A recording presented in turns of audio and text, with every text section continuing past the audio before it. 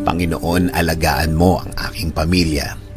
Panginoon, maraming salamat sa mga bagong blessings na hatid ng araw na ito. Alam ko, Lord, na marami ka na namang pagpapala na ibibigay sa akin. Tulad na lang ng nagising ako sa araw na ito. Ito pa lang, alam kong may plano ka pa para sa akin. At alam ko, Lord, na lahat ng plano mo, lahat ng bagay na gusto mong gawin sa buhay ko, ikakaganda ng aking buhay. Ikaka-level up ng aking araw-araw. At alam ko din, Lord, na alam mo ang lahat na nangyayari sa aking buhay. Alam ko din na bahagi ng blessings mo sa akin ay ang pag-aalaga mo sa akin. Na gawin akong safe saan man ako magpunta at saan man ako andun.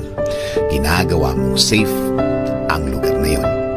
At alam ko, Lord, na since ikaw ang nanguna ng aking buhay, alam kong patuloy mo akong i-guide sa mga darating na araw at panahon. At sa lahat ng aking gagawin sa mga susunod na araw, linggo, at mga taon na darating sa aking buhay.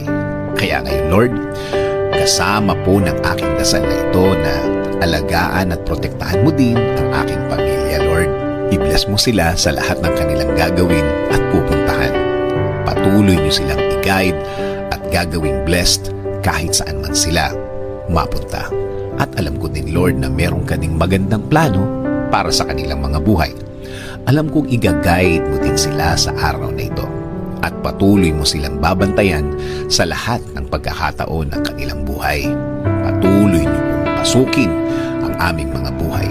Patuloy niyo kaming bigyan ng direksyon sa lahat ng pagkakataon. Ilagay niyo po sa aming mga buhay ang mga tamang